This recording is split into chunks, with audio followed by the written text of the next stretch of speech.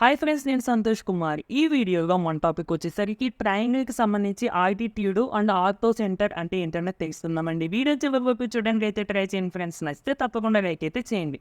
So first definition చూసుకున్నట్టయితే the altitude of a triangle is a line segment drawn from A vertex of the triangle perpendicular to the opposite side.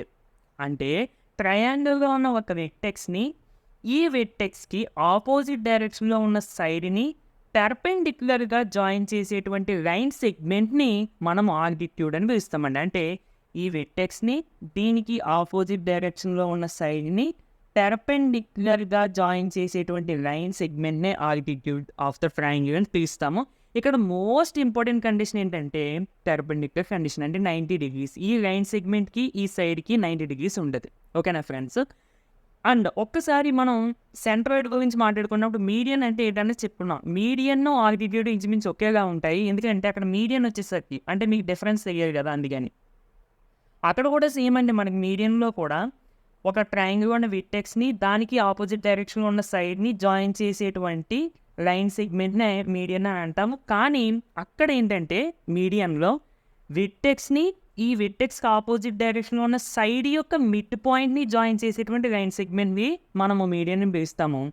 ఇక్కడ altitude వచ్చేసరికి వెర్టెక్స్ని ఈ వెర్టెక్స్కి ఆపోజిట్గా ఉన్న సైడ్ని పెర్పెండిక్యులర్గా join చేసేటువంటి లైన్ సెగ్మెంట్ని ఆల్టిట్యూడ్ అని అంటాం. ఆల్టిట్యూడ్ అనగానే పెర్పెండిక్యులర్ కండిషన్ గుర్తుకు రావాలి, మీడియన్ అనగానే మిడ్ పాయింట్ అనే కండిషన్ గుర్తుకు రావాలి. ఓకేనండి, రెండు కూడా లైన్ సెగ్మెంట్సే, కాకపోతే వాటి యొక్క క్యారెక్టరిస్టిక్ అనేది డిఫరెంట్.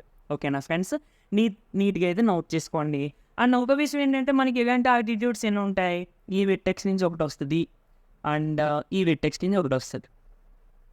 అంటే మీకు నాకు అప్గా డయాగ్రామ్ వేస్తున్నాను, నార్మల్గా మీరు కూడా నోట్ చేసుకోండి. ఓకేనా ఫ్రెండ్స్? సో టోటల్గా 3 ఆల్టిట్యూడ్స్ ఉంటాయి. ఓకే, ట్రయాంగిల్లో 3 ఆల్టిట్యూడ్స్ ఉంటాయని చెప్పుకున్నాము. అయితే ఈ 3 ఆల్టిట్యూడ్స్కి కామన్గా ఒక పాయింట్ ఉంటుంది అంట. సో అదే మనకి ఇక్కడ 3 altitudes of the triangle concurrent.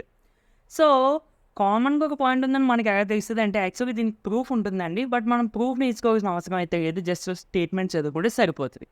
సరే, ఇప్పుడు ట్రయాంగిల్ ఉన్న 3 ఆల్టిట్యూడ్స్కి ఒక కామన్ పాయింట్ ఉంటుంది అని అన్నారు కదా. సో ఆ కామన్ పాయింట్నే మనము ఆర్థోసెంటర్ ఆఫ్ ద ట్రయాంగిల్ అని పిలుస్తాం. లైక్ సెంట్రాయిడ్లో the medians of the triangle concurrent, the point of concurrence of the median is the centroid of the triangle.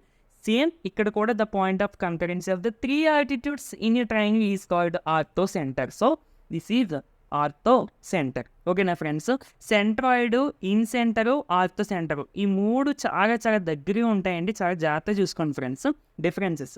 And ఆర్థోసెంటర్ మనం క్యాపిటల్ ఓతో డెనోట్ చేసుకుంటూ ఉంటాం. ఓకేనా ఫ్రెండ్స్? ఇదండి వీడియో నచ్చితే తప్పకుండా లైక్ చేయండి ఫ్రెండ్స్.